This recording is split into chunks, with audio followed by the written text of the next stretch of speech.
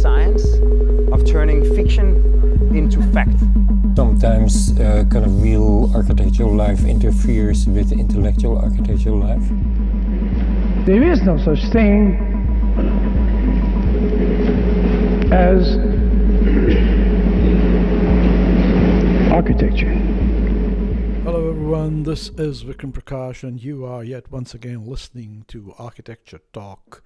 It's early March 2022 and in very complex and difficult circumstances around the world.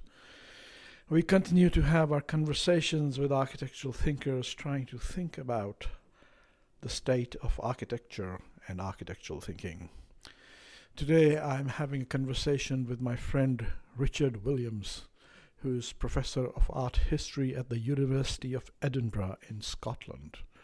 And what we are talking about mostly is his recent book on the life and work of the well-known architectural historian and theorist Reyner Banham. Richard Williams, if you remember from my earlier conversation with his big book on sex and architecture, is an original out-of-the-box thinker. And that is, I think, the reason why he was attracted to the work of Reyner Banham, whom he describes as a person who could think of radical ideas in plain sight and who lived a life that was quite extraordinary and well beyond his well-known and well-published books. I hope you enjoy this conversation. Here we go. Let's talk about your book on Reyner Banham. And I see that, as usual in your usual way, it's not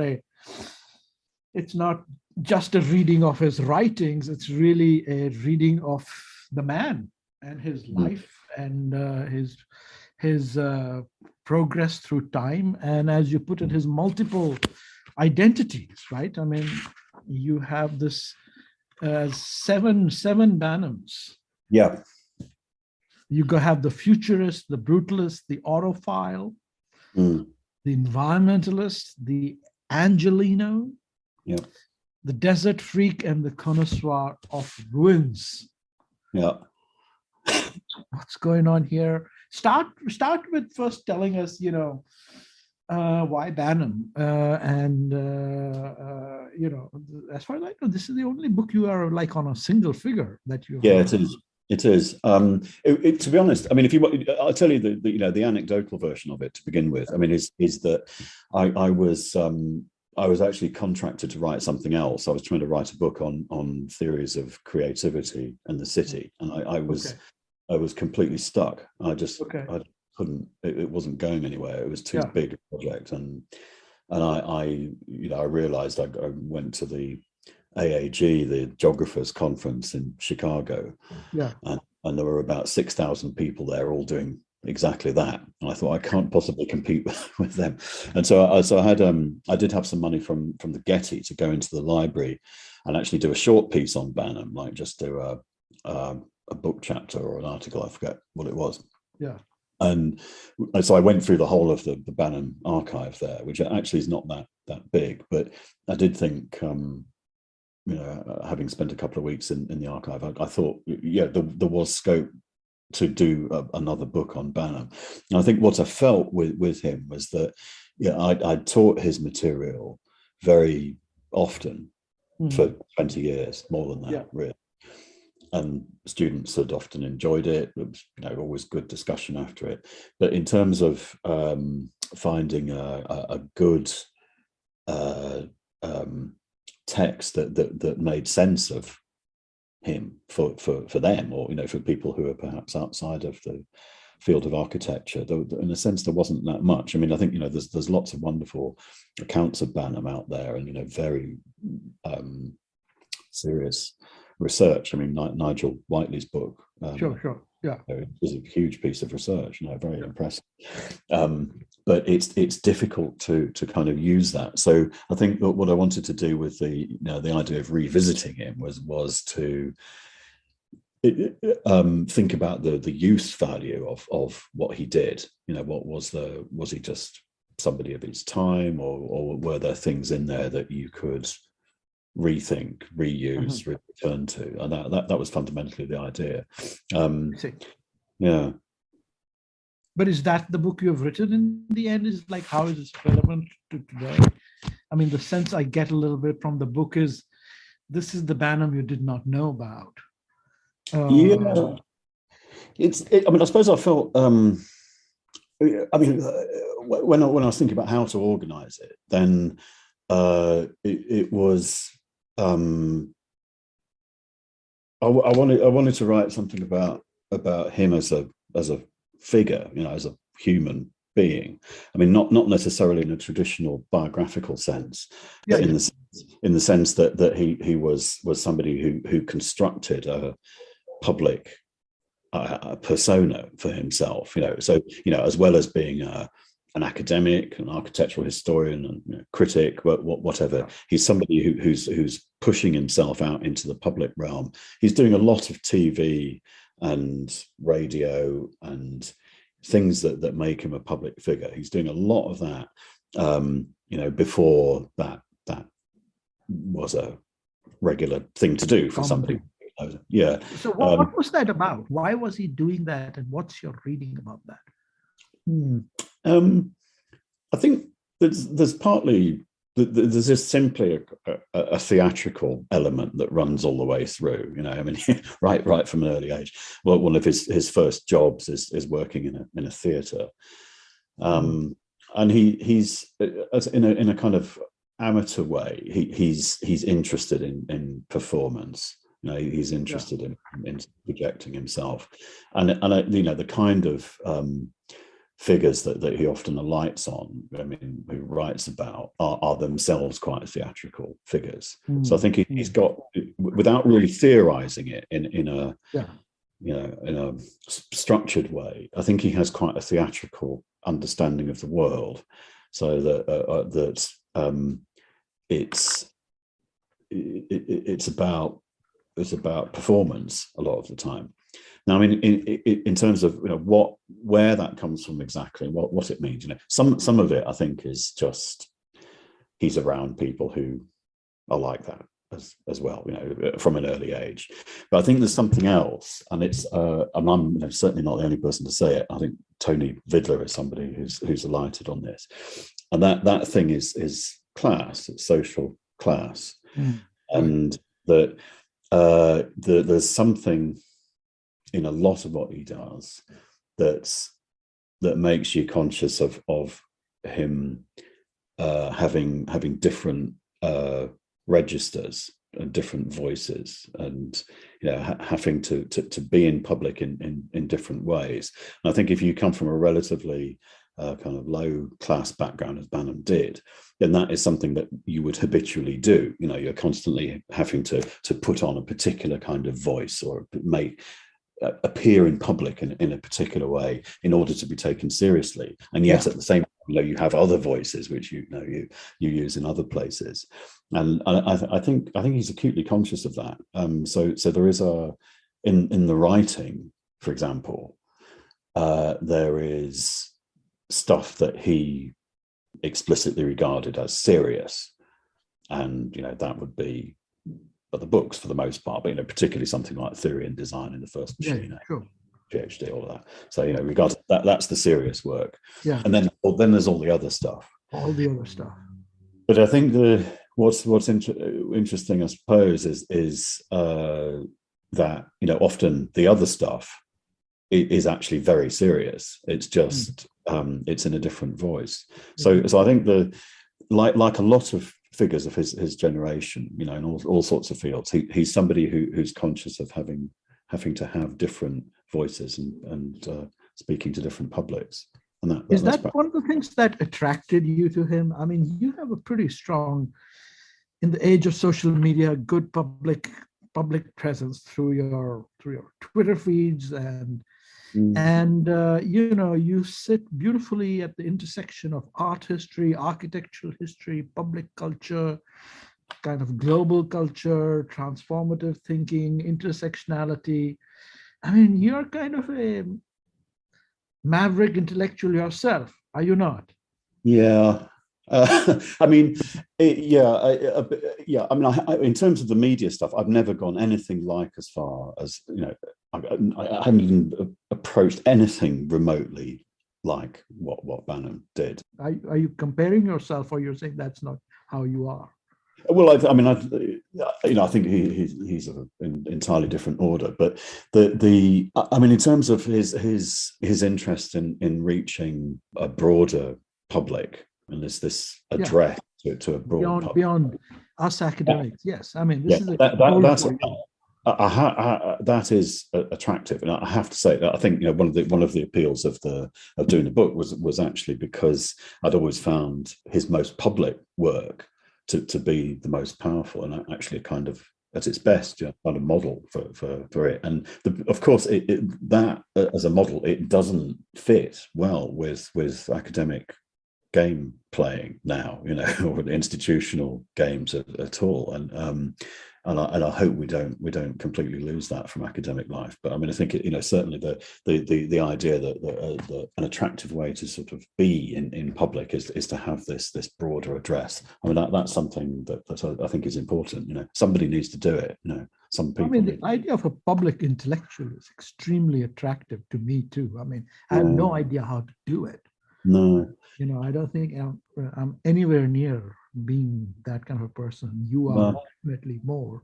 Well, I don't do a little bit, but I mean, I think things have very decisively moved on in the last few years anyway with social media and the way that like younger academics, people who are using social media really well now. I mean, they're doing extraordinary things which way beyond this, but yeah, I mean that it was an attraction to deal with a figure who was a public intellectual like that, and also I wanted to I suppose for readers who might be students or they might be us or whoever, I wanted to say that some of the writing that was superficially the least serious was actually the most serious. And that it might be a 700-word article for New Society was something that had the most kind of destabilizing or unsettling or provoking ideas in it. And I would stick by that. I think often his best writing is the shortest. So, what was his position or provocation as a public intellectual? I mean, let's leave theory and design. Yeah, let's put that aside. I think there are various provocations. I think one is that often there are very radical things hidden in plain sight. That as intellectuals, as academics, we often are finding things which are extremely obscure, but in fact, often the most destabilizing technologies or ideas are the things that are just simply there. And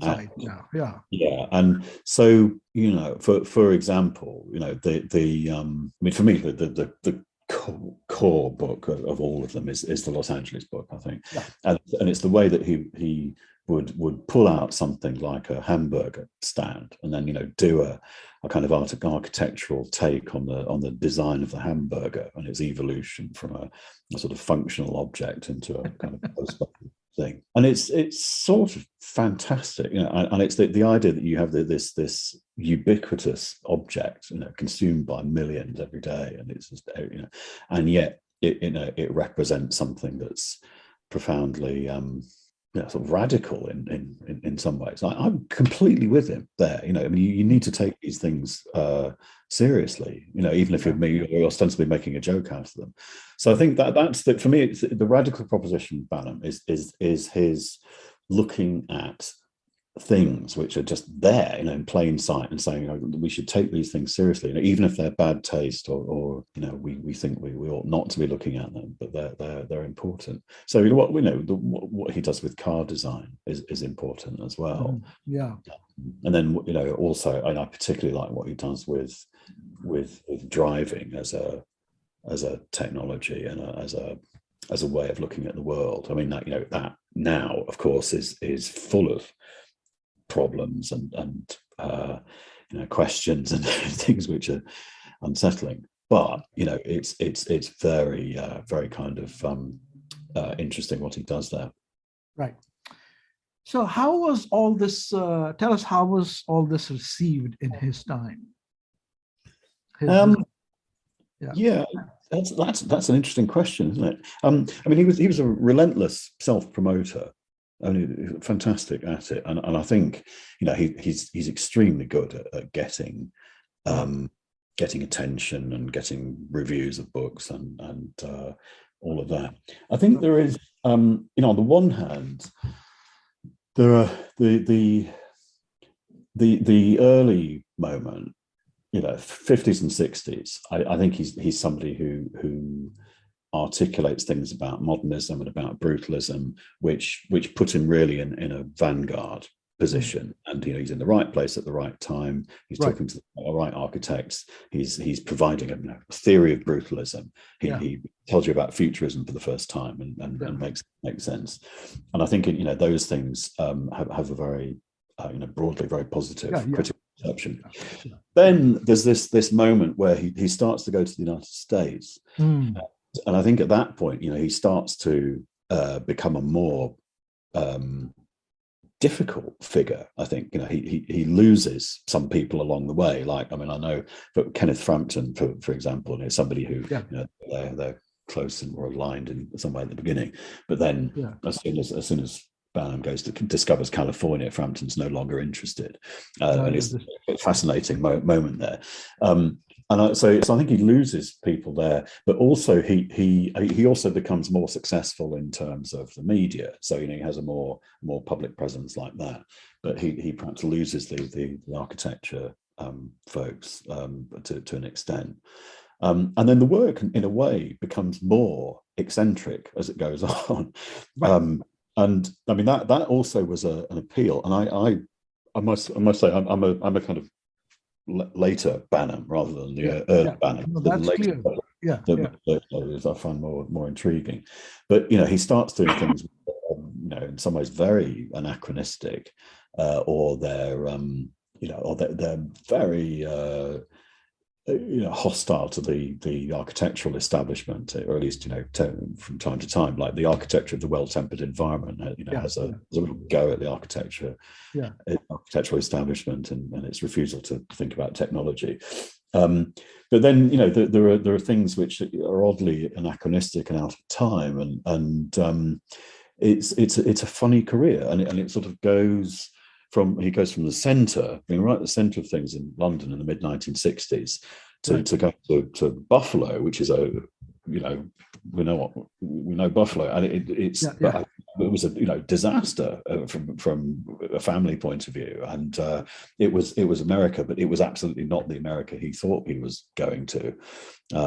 And so there's that, and then he goes to UC Santa Cruz, and I mean, it's a very small school. There's no architecture. He's just teaching art history. So he becomes more of a sort of eccentric peripheral figure. Continues doing journalism, but there's a sense that at that point he really is on the edge. He's definitely got readers, but he's doing these rather eccentric things. Like Desert's book, In America Deserta, is a very strange, very eccentric book. I think it's great. Love it. But how did the sort of broader public, when he was writing for magazines and stuff, what kind of response did he have from the non-architectural public? I think he was quite popular. I think the Los Angeles book sold a lot. I don't have figures, but it's been through many editions. It was a hit. There's a BBC TV program, Reyner Banham Loves Los Angeles. That's been often broadcast. So I think he becomes this media presence in quite a successful way. Then in terms of his journalism, he's a very popular part of New Society, and along with Peter Hall sometimes writing very interestingly on planning for New Society. But it was the Paul Barker, the editor of New Society, that loved him. I think he was somebody who you could just leave him to write about anything, and he would reliably turn in 700 words about whatever he'd just seen. I think he was an important part of that that magazine and the production of I suppose an old a liberal left view, but one that was not at all doctrinaire. It's like a liberal left view that was prepared to say that there might be interesting stuff coming out of the United States, and that consumer culture might be important in some ways, and there might be things to learn from anything that you come across. So a very pragmatic and open-minded approach. I mean, that I suppose is where he's one of several areas where he's a difficult figure now. Right. Now, what is your sense of his relationship to, postmodernism of this 1970s? He died young, right? I mean, he died in the mid-80s. He was pretty, how old was he? 66. 66. Yeah, he died young. Scary. Yeah. Yeah. Mm. What happened? The cancer, I think it was stomach cancer. Yeah. What is the relation to, Venturi and learning from Las Vegas and all that stuff? Yeah, it's a good question. The Nigel Whiteley book goes into postmodernism a lot. I mean, one of the things that Whiteley is most interested in is whether Banham is a postmodernist or not. Right. Doesn't really reach any conclusions about it. I mean, publicly, Banham was very hostile to postmodernism. Right. When he's talking about, even very late on, he talks about Johnson's AT&T building, and he can't even regard it as architecture. He sort of says that the ground floors are architecture, but then when it reaches that pediment, then it's just window dressing. So I mean, in that sense, very often he's ranged against it. Right. And then he writes a very hostile review of David Watkins' book, Architecture and Morality, which takes Watkins to task for the way that he reads Pevsner and says that he's misunderstood the modern movement and all of that. Yeah. And then he has some quite public arguments with Jenks, Charles Jenks, who was his PhD student. Yeah. It's kind of funny. I mean, so there's all of that. And then at the same time, you read the Los Angeles book, and then, in almost every respect, what he's describing is a postmodern environment, early stage, a place that has, no obvious hierarchies. It's, it's multicultural, it's constantly in flux, and it's fluid, and it reads, like in a very untheoretical way. It sort of reads like French postmodern theory, if not architecture. And then what he's saying about architecture is that he's fascinated by these hamburger stands and roadside restaurants and all of that. That sort of interest is totally postmodern, really. So it's a completely contradictory position. I think he doesn't like the terminology, and he doesn't want to be. Doesn't want to be part of the gang, I guess. I mean, I think there is a kind of a split, not a split, sort of contradiction, complexity and contradiction in postmodernism about the style of postmodernism as it came about with Charles Jenks and so on and so forth, and even Venturi as an architect and Venturi, Scott Brown as architects, versus kind of a little bit of the iconoclasm of learning from Las Vegas, and a slightly carnivalous character to some of those writings, which marries well with Banham's thinking. Very much, right. Yeah.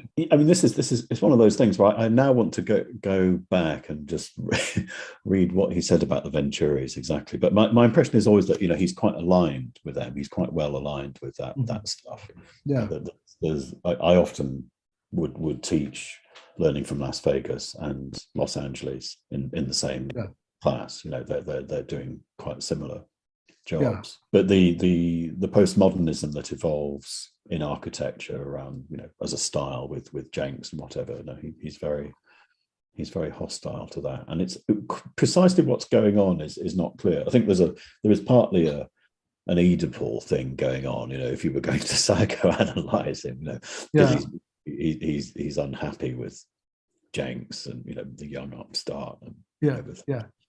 But I think he does miss something in that there are things going on in that theorization of postmodernism and in Watkin as well, which are in their their sort of reactionary way are quite radical. Is that there's something about that stuff which is in a vanguard at a particular moment, and Banham looks like a rather rearguard figure, who wants to hold at that point. He wants to hold on to the modern. So we know Banham, the modernist, brutalist, so on, and we've talked about him in L.A. Talk a little bit more about him in the desert. And the whole, environmentalist sort of aspect. No, the desert book is extraordinary. It's not very widely read, I don't think. Yeah, no, not at all. Yeah, published by a strange publisher in Utah, and it's a very odd book. I mean, if you talk to the children about it, Banham's children, I mean, they can't bear reading it because they say it's very personal. It's the book that talks most about Banham himself. It's the one that's most self-reflective about his experiences in the desert. But I think what's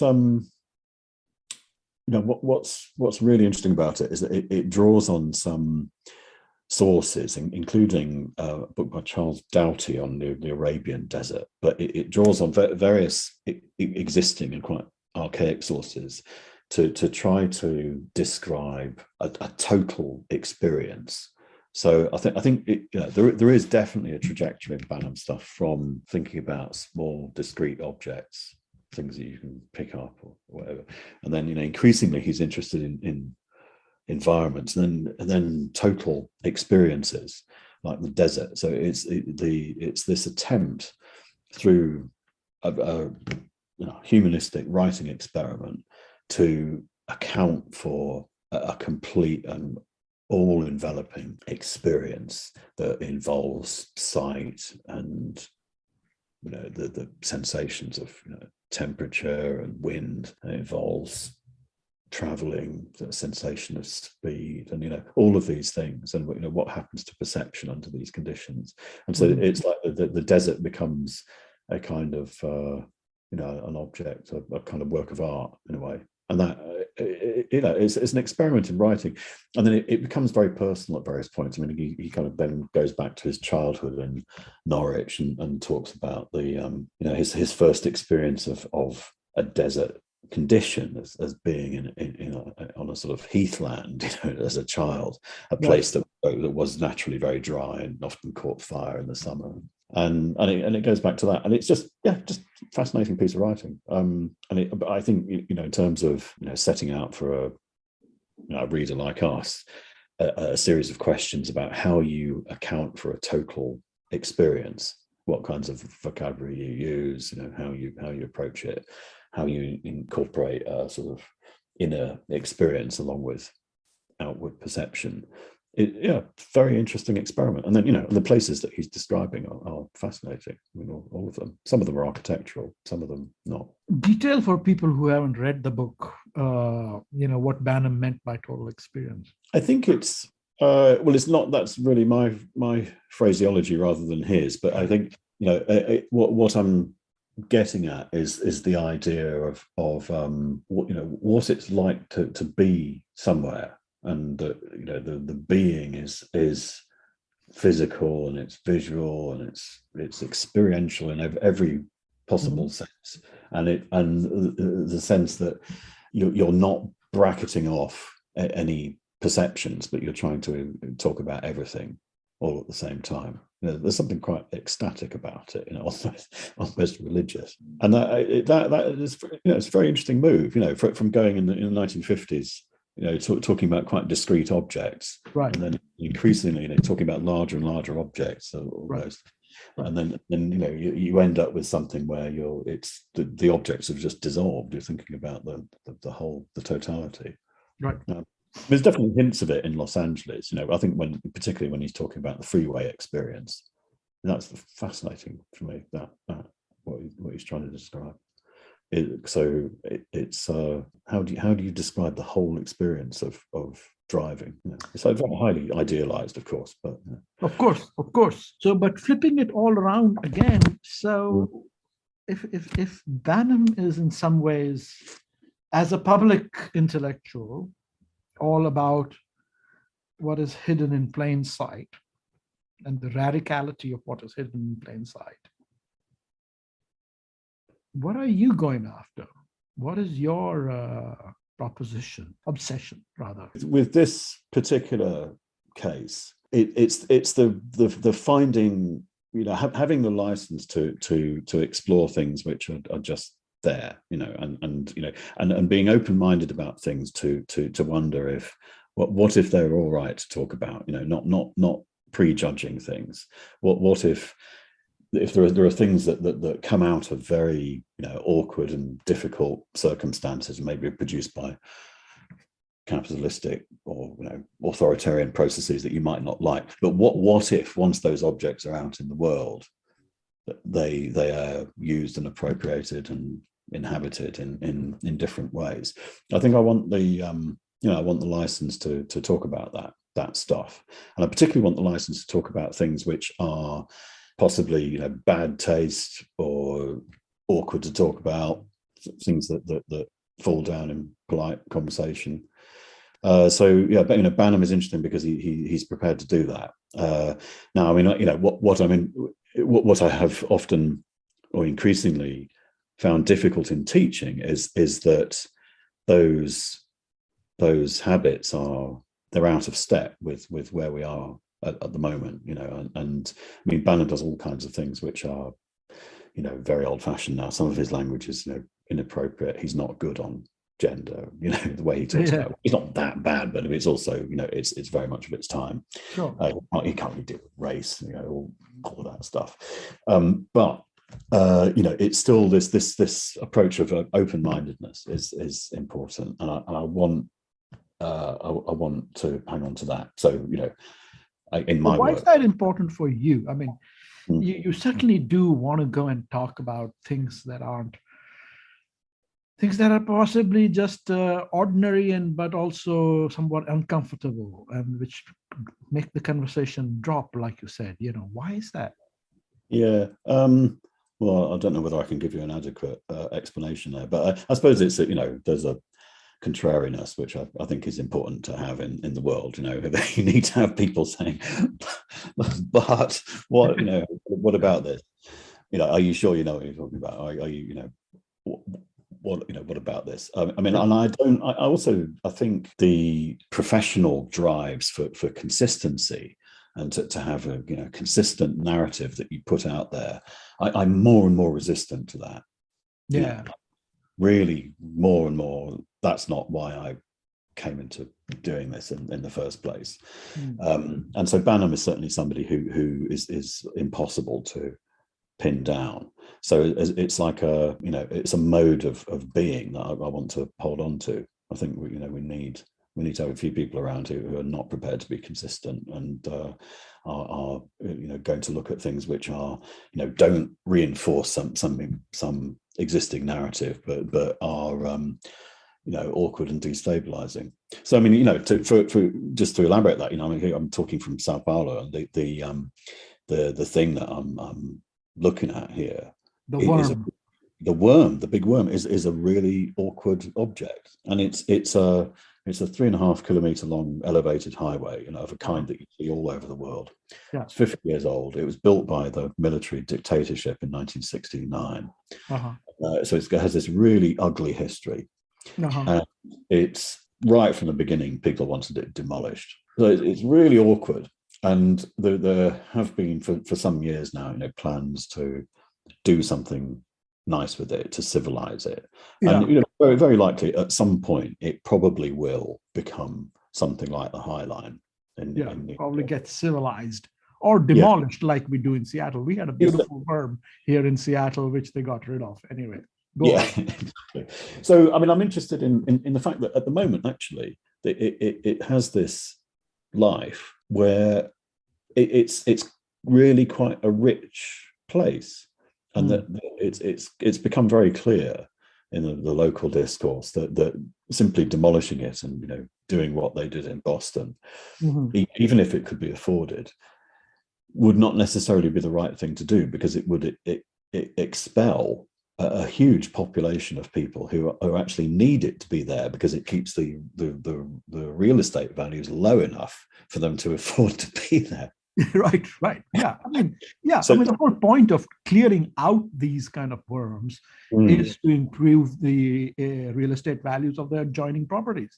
But, yeah, it's fundamentally about that. So in fact, there are many voices now who are opposed to getting rid of it, and it's a site of huge contradictions. And I think, unlike other cases outside of Brazil, what's particularly interesting about it is that it holds almost all of these possibilities in play. So it is still a highway to the week, but it's also a park, and it's also a place where hundreds of homeless people live, and it's also this site of outdoor art exhibitions, and it's a place of all sorts of semi illegal activities going on, as you can imagine. So it's all human life is there. It's in microcosm. It's got everything that you need to know about the Brazilian city. But for me, the attraction of it is in large part the fact that it is such a difficult object. Liberal left dinner party opinion is, of course, it's just demolish it. Let's get rid of it. Of course, it's hideous. How can it possibly be any good? But I'm interested in the possibility of how you might actually live with these things. Maybe it's not such a bad thing. So I think a larger project that may develop out of this is exploring a series of worms, a series of elevated with interesting cultures around them. One will probably be the West Way in London. So the way the A40M, as it cuts into West London, and it has, right from the beginning of its life, it has been the home of all sorts of fascinating cultures, which would not have come together in that place without this extremely awkward and ugly bit of infrastructure. Right.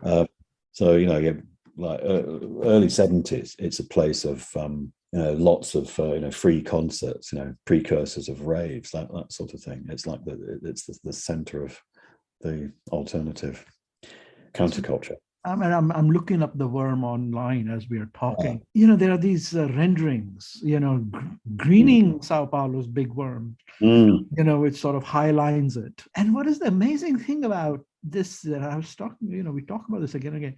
Every architectural representation, has all these sunny, white, warm people with pushing babies in strollers. There is no, you never find an architectural representation includes some semi-illegal activities taking place or things like that, or homeless encampments just as such, not improved via the architectural imagination into normalization. So this is a real problem, isn't it? Is this something, the other representation, or you've written about how architecture and cities are represented in film and in other forums. Yeah, I'm far from alone in doing that. There's lots of work doing that. But I think it is still possible to find objects which are certainly difficult to locate in art history, which is the discipline that I come out of. And I suppose my students are art history students. So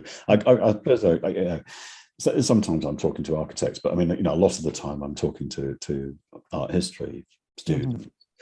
And I want them to look at stuff that maybe destabilizes or troubles their understanding of what art history is.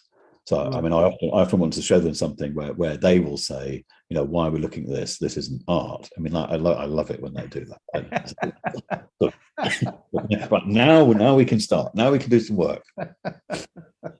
Why shouldn't we look at this?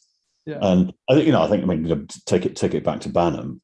What one of the reasons for looking at Banham and telling a new generation of art history students about him is that he's great at doing that. He really expands the definition of what art history might be. And I say art history because he was an art historian. That was his. He was at the Courtauld, and despite all the architecture, he was basically an art historian. I want to turn, as we start moving towards the end over here, to Brazil and your ongoing relationship with Brazil. right? I mean, of course, you did the reaction series book on Yeah. Brazil modernism, your book on, I remember you were interested in sex and Brazil. That doesn't sound good at all. No, I mean, well, I don't know what I mean, but in the writings, I remember us having a conversation. Oh about that. yeah, sure. And now you're back in Brazil. You were describing Brazil as this almost future. What's your why Brazil? Why, is it as far from Edinburgh and Scotland's cold that you can get, or what's going on here? I don't know. I felt I hadn't finished. There was a period, I suppose, the early 2000s, and when we first met. Yeah. Then I spent a few years doing this work, and it was something where still there are very few Anglophone art historians doing that work. Virtually none. I mean, there are so few of them, and it was possible to carve out some new territory there. But I think I wanted to go in the first place because it seemed to have it was a place that had a different approach to the modern than Britain, right? Or the Anglophone world, but more broadly. It hadn't been didn't seem to have been through the same sort of crisis about modernity that seemed to affect the Northern Hemisphere. So I wanted to see something different. I mean, that's the only way I could rationalize it. But then I think over the years, it's always been an interesting place to think with. It's a place that represents all sorts of global tendencies, but it rather exaggerates them, and it shows the limits of what architecture can do. But it also shows just how rich and complex the built environment can be, almost when the situation is impossible to organize, so that's always been. No, but why is Brazil particularly of interest in that way to you? Well, I mean, there's a pragmatics about it, but I think it is certainly in the big cities. So, I mean, Sao Paulo and Rio and to an extent Brasilia, you have for a time, an extraordinary period of urban growth. Probably the fastest urban growth in the 20th century for quite a long period. And then you have at the same time as that, you have what is in many ways an unusually self-conscious architectural profession that's producing a lot of writing and theorizing it and worrying about it, throwing ideas out there, and it's extremely rich. There's lots of stuff to read and think about. On the one hand, you've got you have modernists like Oscar Niemeyer and the whole Brasilia adventure and all of that, and this highly sort of romanticized take on modernism. And there's all sorts of stuff that's interesting about that.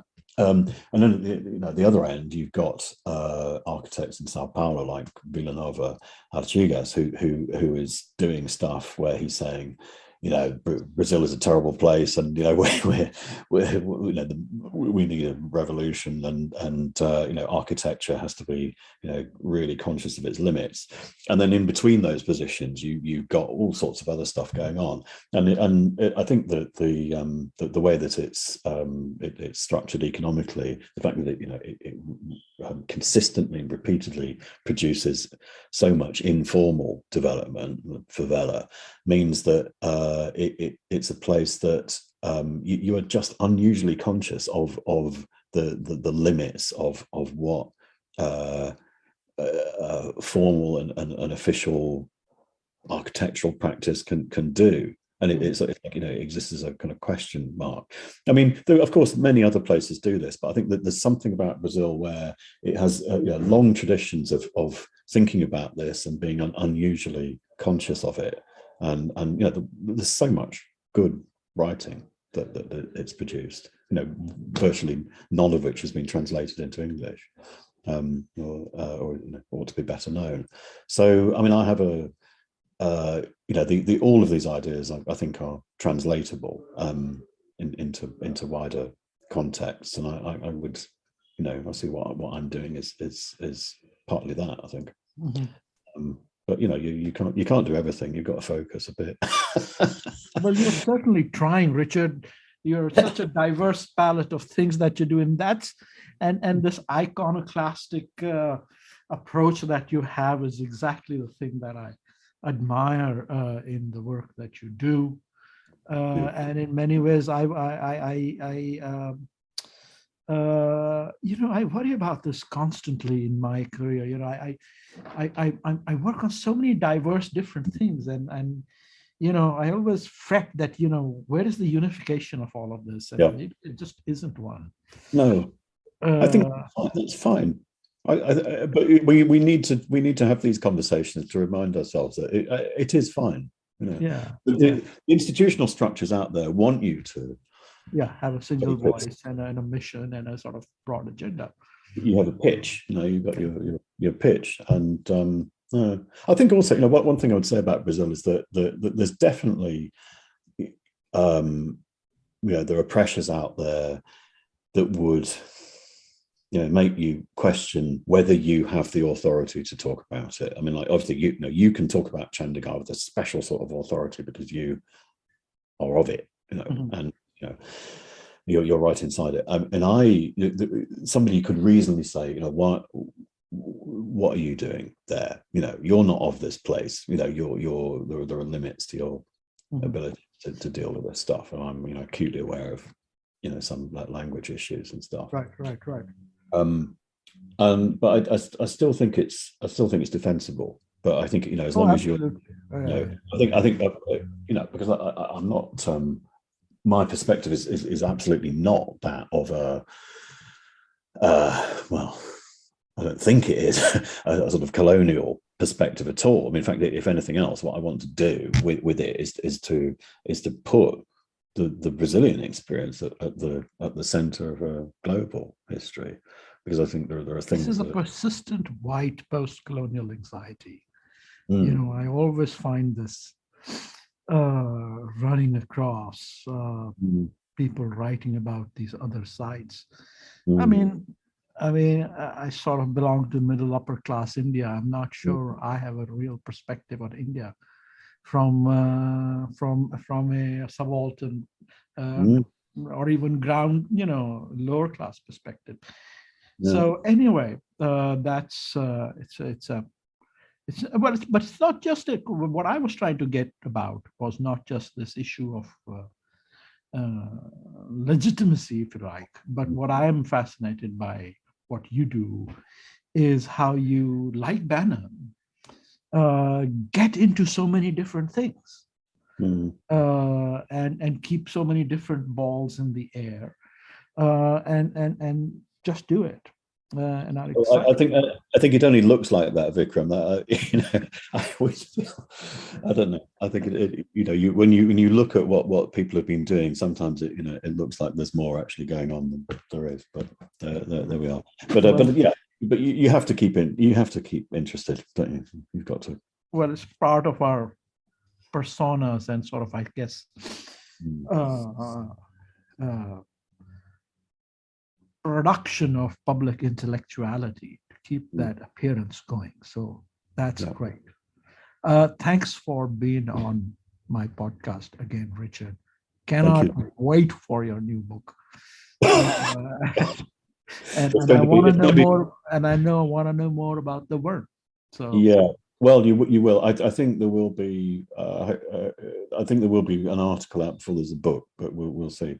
I'm hoping to get something out fairly soon. Sounds good. Great. Thank you. Thank you.